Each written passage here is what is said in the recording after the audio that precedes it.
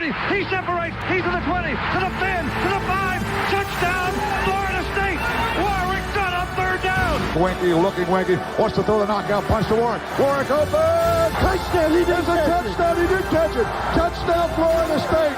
Oh, Peter Warwick, how'd you do that? Kermit Whitfield to the left side. A hole to the 30. Kermit Whitfield 30 to the 20. 15, 10, 5. Touchdown, FSU. Kermit Whitfield. A 100-yard touchdown. Here's the snap. Winston rolling right. Throws the pass on the other. It's caught. It's caught. It's caught.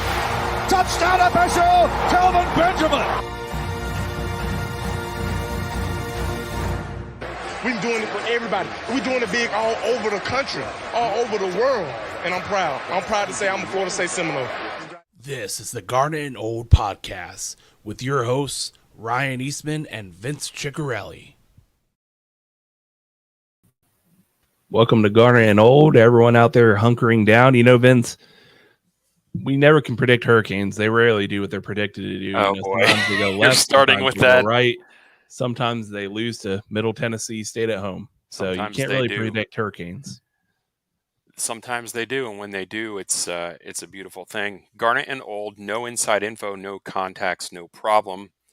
Ryan and I here on a Thursday evening, 7:45, a little later than we normally would do this. Hopefully we'll get some good interaction tonight. If you are listening tonight, watching, go ahead and share it on your feed. Try and get some more people in here. I know people have been bored. Well, I'm going to say bored, probably the wrong word, but people are looking for something that's kind of a distraction maybe of all the things that have been going on over the last 48 hours or so. So share that out and let's get the conversation going. Yeah, thoughts and prayers go out to everyone. If anyone was affected, any of our listeners, we have listeners all over the world, Vince. And seriously, we have listeners in Fort Lauderdale, Miami, Jacksonville, Germany. So we have people all over the world, probably even in Afghanistan. But for those affected by the hurricane, thoughts and prayers. Hope you guys are doing well, and maybe this will give you something to listen to while you're dealing with clean up some yard or any debris. Yeah, I mean anything that's a distraction is probably good at this point. Let us know if you are a Garnet Old listener, watcher, and you are in an area that's been severely affected. Ryan and I are from the Jacksonville area. We didn't really have much to speak of, a lot of wind and some rain, but let us know how things are going if you have the opportunity to. Now that we're through with the serious part of the show, we got a game to talk about. We got a big game, a top 25 matchup, Vince. Wake Forest. Dave Clawson didn't think there was going to be a game. To play the ranked Noles after a couple weeks, finally ranked. Yeah, Dave Clawson didn't think there was going to be a game, and he kind of said it in a way that maybe he didn't intend it to be said, but it really came across kind of where you kind of look slant-eyed at him a little bit, like, hey, what are you trying to say here, buddy? Yeah, but for those that don't know what Vince is talking about, who don't follow the media, all the coaches give their opinions on things throughout the week about the game, about the possibility of a game with the hurricane. And, ACC league officials are never, ever, just so everyone knows, going to send a team anywhere in the country in which they're in any kind of harm's way. And so the gist of the conversation was Dave Clawson insinuated pretty non-veiled way that he hopes FSU makes the right decision, and he hopes ACC makes the right decision. If they don't, we might have to, because we're not going to put our players in safety. I hate to tell you, Dave Clawson, but since Wednesday, the forecast in Tallahassee has been sunny and 80 degrees on Saturday with zero chance. Once they had that cone in Wednesday morning, we woke up, we knew where the storm was going within 50 miles. There was not going to be a drastic curve. So he also insinuated that, he was worried about his players having food and electricity in Tallahassee. Well, that's just a clown statement to make. It's insinuating that the ACC would send them to a hurricane riddled town, and that's not true. And as it turns out, the weather's going to be nicer in Tallahassee than it will be in Wake Forest at that time. So, like I said, I don't want to necessarily say he did it on purpose. I think you think he did, but he had some other faux pas that were kind of ridiculous as well. He said something about with the tradition down here and how the guy rides on the horse and throws the thing down and it explodes. I don't recall anything ever exploding. It'd be kind of cool if it did, though, wouldn't it? Yeah, I guess. But that's not what happens, and that's just kind of disrespectful. I mean, you should know that it's the greatest tradition in college football. You should know what happens during that. Now, maybe because they've beaten us more often than they should lately, maybe he thinks it's not necessarily necessary to pay any kind of respect to that. But he also made some comments about maybe the crowd would be smaller than a Vanderbilt crowd. Mistakes were made by him. Yeah, I don't know that you want to be doing that. The school's going out of their way. Florida State's going out of their way to get that stadium as full as it can possibly be. I know, Ryan, you had mentioned something about the student section, right? Yeah, so for those of that you don't know, first of all, anyone in the state of Florida with a valid Florida ID Saturday starting at 11:30 can go to the Dick Hauser's ticket office and redeem up to 4 tickets for free. And the student section is already completely sold out, but they are now allowing students to purchase, I believe, additional tickets or get free tickets outside of the normal student area. So I hate to tell them, if I were to guess, it'll at minimum be 80% full. And how do I know that? Similar situation happened when we played Boise State a few years ago, and it was by no means an empty stadium. It was pretty good. Maybe some of the top areas were, a little sparse, but simplicity. It was decent. It was lethal simplicity. People were excited about that. Year 2 people were still excited. Okay. No, maybe not. Yeah. But yeah, I think the last thing I saw was there were 66,000 tickets that were expected attendance, 66,000, and that was probably about 6-7 hours ago. So listen, Vince, I have no problem with him giving a little bit of a diss in a couple different ways to Florida State, because to me that's just motivation. You act like those players don't hear it. They hear it, and I'm just going to say we'll get to scores later on, but I think it's going to work out for us in the long run. Yeah, I mean, I think so too. I mean, I don't know how much of what a coach says, on a Tuesday or a Wednesday plays into, the game once the game is going. But at least from the get-go, maybe it'll make them a little more focused during the practice this week. Yeah, and they've had a lot of time to practice since school was canceled. Classes were canceled. They've had plenty of time to watch film and do other things that they normally wouldn't have necessarily had the time to do. And the weather's been great over there this whole time. Beautiful weather. So what's funny is the last thing I'll say about the Dave Clawson thing is I heard someone say, like, everyone should bring some canned goods to give to the players on the sideline. Right. Little care package for them. Yeah, just for them and their families coming down to the storm-damaged Tallahassee, right, ravaged by the hurricane. Yeah. It's just nonsense. That's all nonsense. But, quite a diversion, while people were worried about the storm.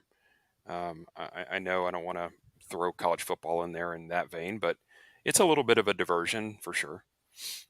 Before we get in the nitty-gritty of the game, I want to talk big picture, Vince, because this is a very important stretch, 3-game stretch you play coming up here. Wake Forest on Saturday. A week from today, we play at NC State, and then Clemson comes to Doak Campbell Stadium in 3 weeks. So, people, I'm not trying to get you, I understand we got to win these games, and there's a long way to go. But I just want to blue sky this for a second. Just imagine. You're going to dream a little bit. Just dream for a second. A little dream sequence here. Yeah, it's a little bubbles, and I'm going, just imagine for a few seconds in your head on a passing whim in the middle of the day. It doesn't have to stay in your head because you don't want to jinx it. But for at least 5 seconds a day, just think about the possibility of Florida State is 7-0, and then look at the rest of the schedule, I can tell you it's not great as far as quality of opponent, the way Miami and Florida have looked, and Georgia Tech and Louisiana. Dare to dream that, and we will, I promise you, I will be the first one to bring it up if we are 7-0. You get past these next 3 games. If I know it's not a great chance, but there is a chance that you get through this stretch. And if you do, ladies and gentlemen, we will be talking playoff contention. Yeah, I'm not good with the maths, Brian, but I think that I'm not going to rain on your parade because we are dreaming here. It's what we're doing. That the possibilities, the probabilities of winning the next 3 games are pretty low, right? Statistically, pretty low. On a game-by-game basis, it doesn't. That maybe not, right? Maybe not on a game-by-game, but you take them all together, the statistics are probably pretty low with that. Yeah, it's flipping heads 3 times in a row. Yeah. But at that point, and Ryan, I'm the more realistic of the two of us. At that point, then in my brain, I start going, what really is possible here? What really is possible is that this team has an inside track to being in obviously in the conference championship discussion, right? Because we will have beaten all of the contenders at that point. It would in be the Atlantic. The Atlantic will be over, aside from us playing some coastal people, but that Atlantic's done. So then you have to look at what would happen from a ranking standpoint if you win this weekend. You're probably going to go up. You beat NC State, who is they're pretty high. They're highly ranked, higher than us. And then you beat Clemson. I mean, then you are knocking on probably top 10. And no, I think you're in it. I mean, I think it's solid because you be talking. Would you say the only reason, Brian, if we win this week, the only reason I say 18, maybe not. If you win this weekend, you're like 17, 18, somewhere around there. If you beat NC State, you're like 12 or 13, and then you're thinking a top 5 Clemson team, you beat them, you're number 8. Could be. The only reason I say maybe not is because you are the team that was nowhere near being ranked to start with. And because of the way the media is, there is a bias against Atlantic Coast Conference teams. So even though you're winning, they start, what they do. They say, well, maybe their opponent wasn't that great, So you just got to keep winning. But it's also important for LSU to keep winning too. Sure. LSU to keep winning, Louisville to keep winning. Once we've taken care of business, have these other teams continue to win, it's tough for me to make that leap because to me, it's like I'm already feel just fantastic. I feel fantastic about what's already been accomplished this year because I would have never dreamed we'd be 4-0 at this point. 3-1. 3-1 was my max. Ryan, but you think we were going to play, like Alabama, LSU, the Eagles, and the Dolphins, and we'd be 4-0. No, but you remember what my first loss prediction was this game coming up, and my prediction will not be that now because I've seen games. I think what you're saying is, Vince, some people get hung up in the win and loss record, which of course is the end result, right? But there's the eye test too. And I've watched a lot of other teams play.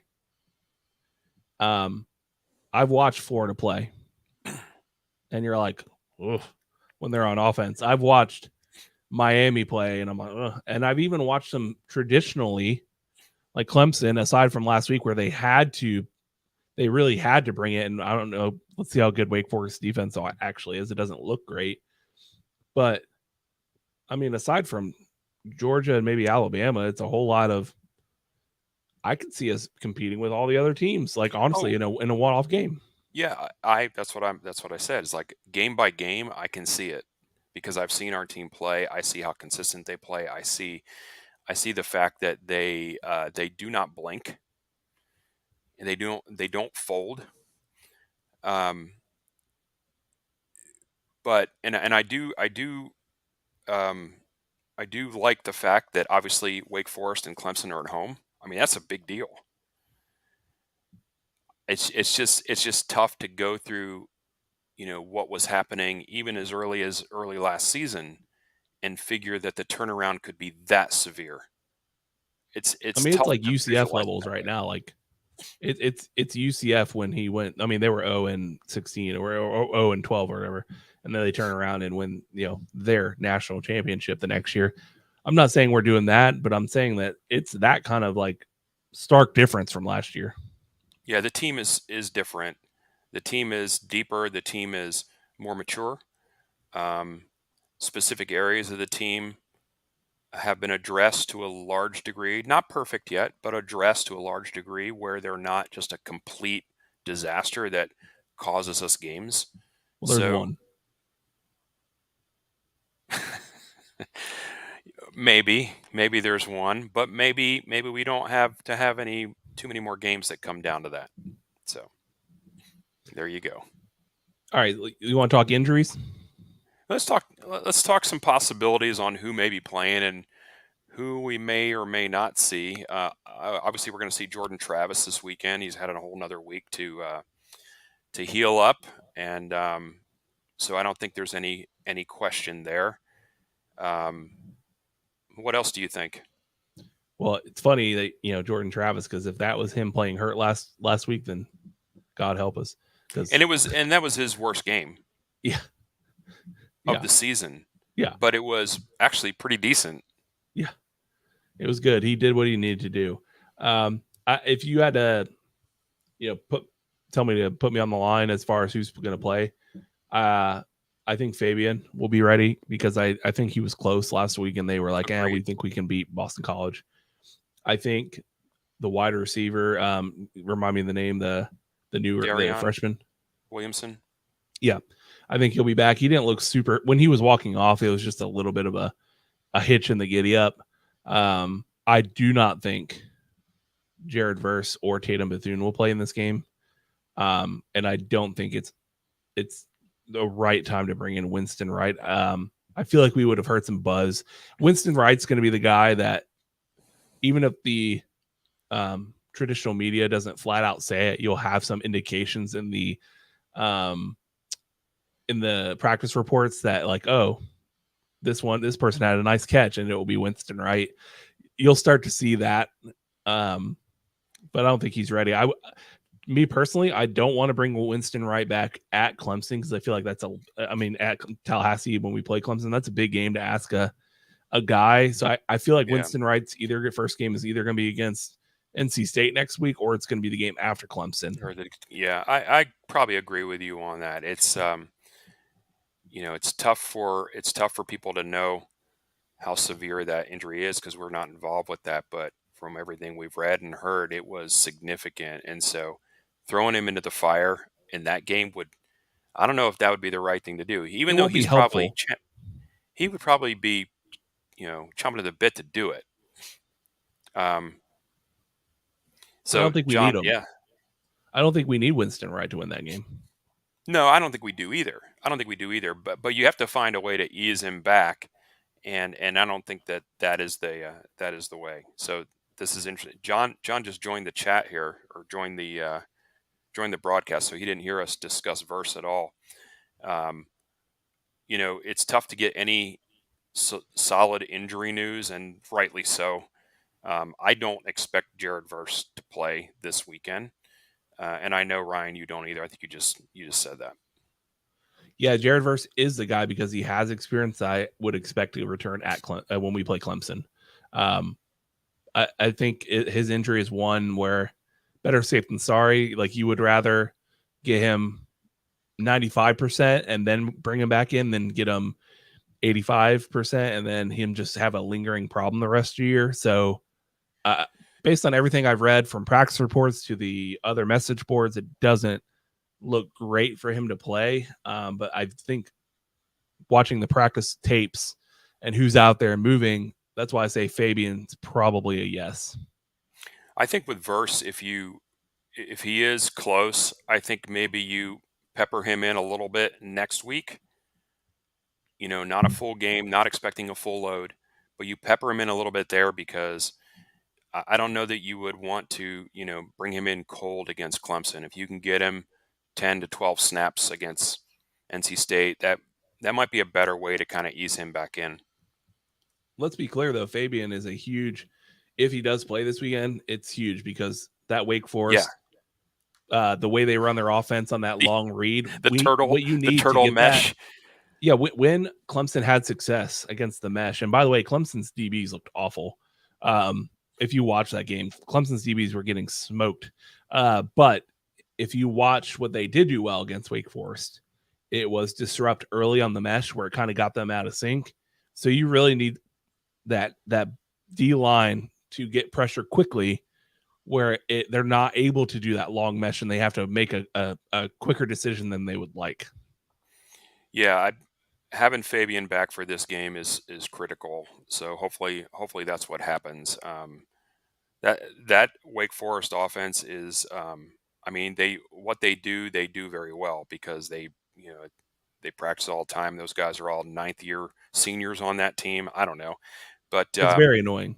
It is annoying how good it is sometimes. But also if you have any ability to disrupt that, they struggle. They struggle. So, and it's not something you see a lot of, but they are masters at it. So I'll give them that. Tatum Bethune. What do you think about that? Probably not. Not yet. And to be honest with you, I always like to flip it again as if we were Wake Forest fans and we were like, what are we worried about? The mesh concepts, that long read, things you worried about are getting disrupted up the middle quickly. The handoff not being clean, like fumble wise from the quarterback to the running back is that long mesh. And then you're basically pushing the point of attack back into the backfield. Yeah. As much as we can do that. So, and then you're worried you might be good for that, brother. You would be hoping that if you're Wake Forest, you're hoping your receivers can get, because if the mesh is not working, they either run a lot of quick slants or they run those deep, like I'm throwing the ball, go routes. So Clemson, that's why I didn't understand from a talent standpoint, from a stars by your name standpoint. You're like, what's Clemson doing? I mean, because like you got to know that they told those DBs like there's no reason for you to bite on these runs. Stay with your man. And I just saw Clemson wide receivers just running them alone, and I'm like, well, it's not from a talent standpoint because those receivers are 5'8" for Wake Forest, and I'm sure they're not as fast as the DBs at Clemson. So whatever they were doing, maybe it's just, again, Vince, you and I talked about this a year ago. Remember I told you, I said, I think we'll see the end of, or the starting of a downfall from Clemson the moment Brett Venables is no longer there. Now, is that happening? Hey, no, because they're undefeated right now. We can't say that. But they haven't looked great. So how much of that was Wake Forest wide receivers just dominating, and how much of that was, Clemson DBs getting smoked on every play? Well, I think a lot of it may have to do with a lack of discipline on the defensive side. So, you hear it said all the time, you have to be disciplined with your eyes. And I just, because of that offense they run, it's very, people talk about it so much, Ryan, that I think it just gets into people's heads. Like, yeah, I have to be overly concerned when really, go play football. Just go play football. You know what your keys are. Don't play hero ball. Stay within the scheme. And I don't know that they did that. I watched quite a bit of that game myself, and it was it looked like there was some people running free when not free. You know what I'm saying? Getting enough separation that it didn't seem like the defensive backs were tuned into what their responsibilities should have been. This is a game, though, that I think like someone like Deloach really comes in handy. A guy who can has the speed where he can recover from a long mesh point, and maybe if the quarterback keeps and starts to run a little bit, Deloach is that kind of guy that will trigger down on those things. It's similar to, have you noticed how amazing we've been against screen passes this year on defense? Yes. Amazing. I don't know about amazing, but we've triggered significantly better. right? Yeah. People When not they throw a having to screen, think. you see our guy running downhill, and even Yep. if we miss the tackle, we were in position this For year. someone else. That's what the mesh does. You have to be that kind where either you're making a decision quickly. It's all about making that decision quick, making it that they're throwing and okay, I'm in coverage, or all right, no, they're running, trigger downhill. So the quicker you can make that decision, and listen, I can promise everyone out there, we're gonna guess wrong a few times in this game. And he's gonna do those stupid quick post or quick slant moves, and we're gonna be like, where was the D on that one? Well, the answer is the linebackers dove in on the run, and there was Got nobody sucked inside behind or whatever. Luckily, not luckily, we have spent a good deal of time shoring up the safety position. So those guys do a lot of cleanup, and I'm confident in that group. And like you said, nothing's going to be perfect. There are going to be situations that don't go our way. But overall standpoint, I like, Norvell said it. I like our team. I like well our said. team. With that being said, though, Vince, you want to get into our score predictions, huh? Do we talk about the offensive line at all? Is there still? We haven't talked about that yet. So I want to make sure. Darius Washington. I'm 50-50 on that one. He could start. I honestly don't think it matters anymore. I would have been devastated like last year if you had told me any of the one offensive lineman wasn't starting. I would have been like, well, this is going to be a very bad game where, Bella gets blown by 100 times in a game. I've seen enough this year. I'm saying it doesn't matter what combination we have, who's snapping the ball. We're going to at least be It'll be average sufficient. or better. Yeah. I'd probably agree with you on that. Okay. Wake doesn't scare you either. What about receivers? Johnny Wilson's healthy. Pokey's healthy. Take Kentron all the receivers in a giant. is healthy. Take them in a giant mixer, like they're all dice pieces. It's the bingo. It's the bingo roller. And who's going to any pop out of those today? 5 receivers could have 100 yards. Yeah. I'm stopping predicting, hey, John, it's going to be Johnny Wilson. I don't think the offense is a one-trick pony where this is our guy. It's Pokey every week. It's Johnny. I think it's, hey, whoever Rainbow in offense. the scheme. Throw it up to Greg Carr. By the way, I heard a great point brought up. I know you don't like me to bring up old stuff, but I'm going to put it in context, and this is very interesting to me. I thought about this. I thought about it a lot, and it made a lot of sense. Someone brought up, I forget who I was talking to or listening to, that brought up when we would watch Jimbo, who's known as an offensive play caller when he was here, right? I mean, that was his shtick.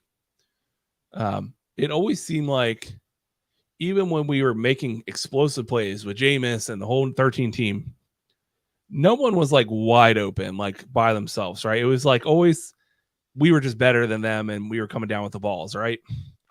There was open guys, but I'm talking like wide open.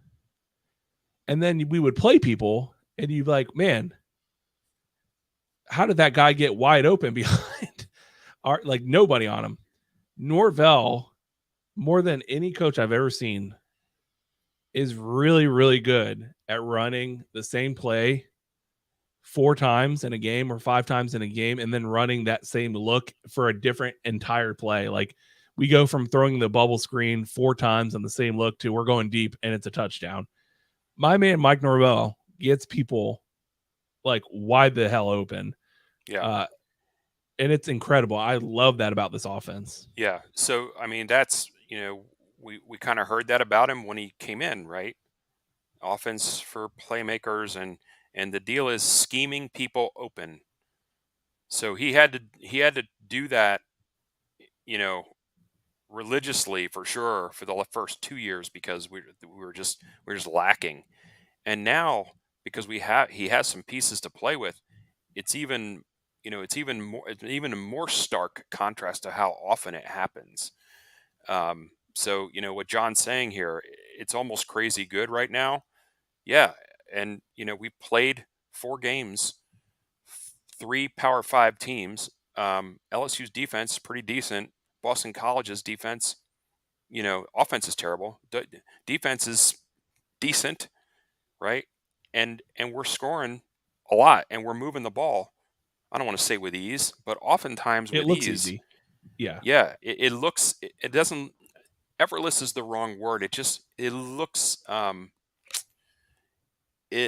methodical. It looks concise. It looks like they have a vision.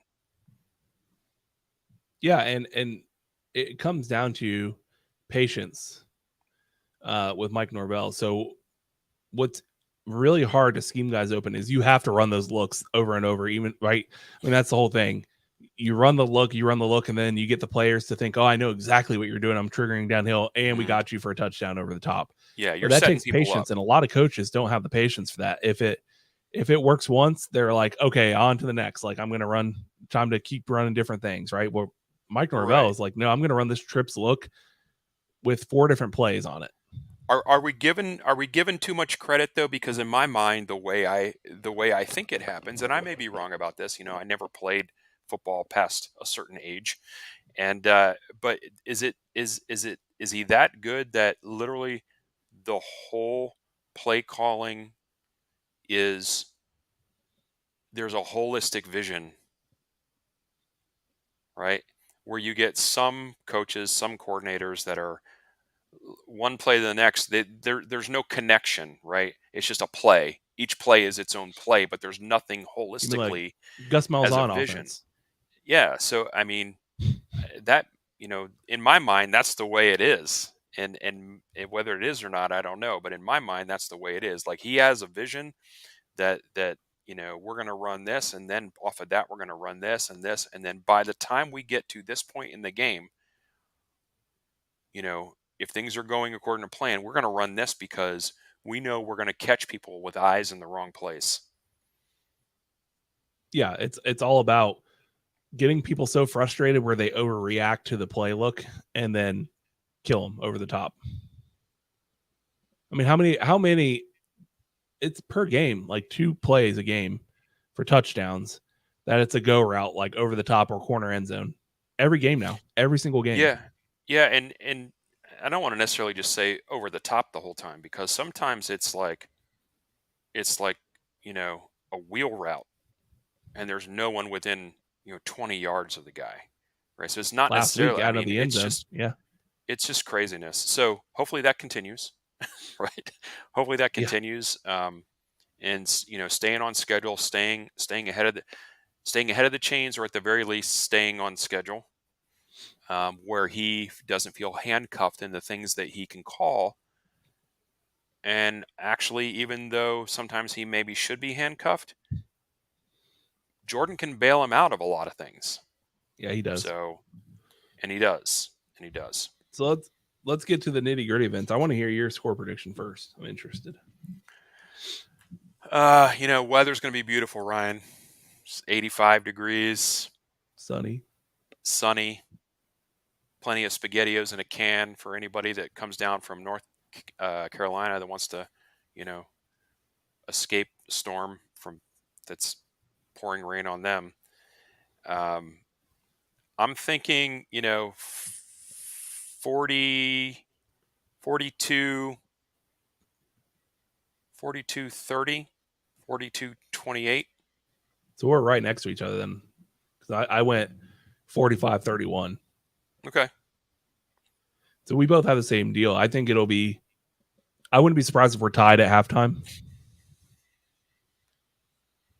Like 28-28 at halftime kind of thing, or 28-24.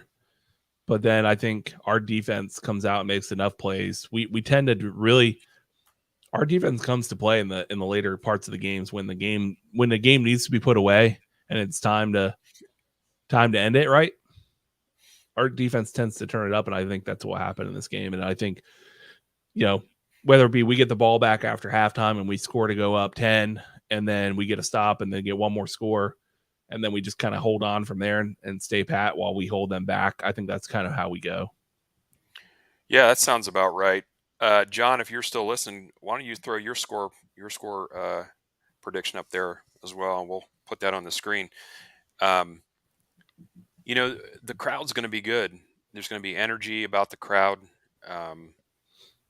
This team, this community, the school. There's just a lot of buzz about it. I have a feeling it's going to be a great crowd on Saturday, and we will be there. We will be there in lot 12 as we usually are. So if you're going to the game, come on by lot 12. Garnet Old may have something of significance to shake your hand and say, "Hey, here you go. Why don't you take one of these?" So we may have some swag there, and we have W's to give away. to eat some W's. So come on by and come see us. And the game's at 3:30. Don't forget the tailgate. The tailgate in lot 12. We'll probably be getting there right when it opens up. I know, Ryan, you'll be a little bit later than that. Got to drop off the pooch. But you should be there with plenty of time to have some fun as well. One of these days, we got to have your daughter bring out the cannon and start firing some Garnet Old gear out of it. I think you have to get clearance from her school to be able to use that in a non-school function. But yeah, that'd be kind of cool, wouldn't it? My best advice for her, Vince, and she should, if she's listening to this, I hope she listens. The best advice I can give you is to just do something and ask for forgiveness later. That's a perfect thing to tell my kid, by the way. Yeah. Thanks a lot for that. Yeah. John says 72-13. If it was long ago, that probably would have been true too. 41-21. Hey, I'll take that. Vince, if we do that, we're only one game away from bowl eligibility. We will have matched our win total from last year. How about that? Yeah. I mean, like I said, I didn't think we'd be here already. Let's keep it going. Let's keep it rolling. Well, I can't wait to see everyone this weekend. If you guys come by again, we might have some nifty gifties, as Andy Bernard would say, and to Michael Scott to give away. At least I think they're pretty cool. If you come by, and we might be walking a few around the stadium and maybe hand it out just for random people, for solicitation everywhere. Yeah, we got to spread the word a little bit. Ryan and I enjoying our time here. We'd love to get some more people in the fray to converse, get you on the show, whatever. Spread the Garnet Old love. That's a great name for a podcast with Jared Verse. Converse with Jared Verse. The Jared Converse. NIL. There we go. We got a visitor. See, all it took was the swag, Ryan. That's what I've been telling you. All it takes is the swag, and we're gonna have a visitor. We're gonna have a visitor at the lot. Claiming. Well, we have them. Ask them a really obvious question of who was the quarterback in 2013 that won a national championship, and then he has to look to the crowd, and we have to hold up 1, 2, or 3, and we're gonna do that. And we'll have a Whataburger's fries in a hand, and the other picture doesn't. I would love if they would sponsor us. That'd be great. Ryan, this has been a good discussion. Wake Forest this weekend, 3:30. Doak Campbell, beautiful weather. And look, we're getting. Hey, this is what I'm saying. Spreading Facebook pages. Got to pump the numbers up. That's what I love to see. It's a family show.